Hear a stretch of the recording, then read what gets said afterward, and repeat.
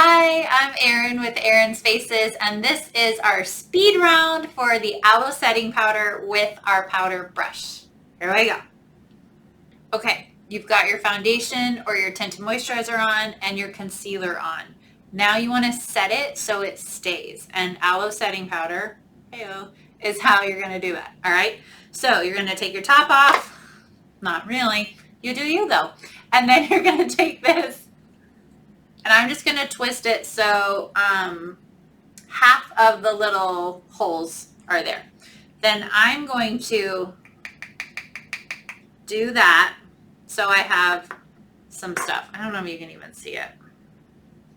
Maybe not, because it's white on white. So then you're going to go in with your brush.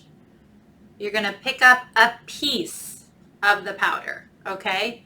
A piece of the powder, and then you're going to push it into your skin. You probably spend some time under the eyes, so we're going to push it in there first. Wherever you spent the most time is what you're going to hit first. I spend time on my chin, so I'm going to do that.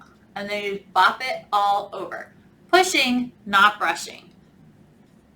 Okay? Super easy. Now, what if you get a white thing on your face? And you're like, oh no, I don't like it. That's when, instead of pushing, you're going to do swirls. And it'll just buff right out. And that area will not move. Okay? So the Aloe setting powder is very lightweight. It does not give you any coverage, but it sets what you have. It gives you a satin matte finish. Not super matte, not super dry, but it looks like skin, and it looks good, and it feels good. It's hydrating. Most powders have talc in them.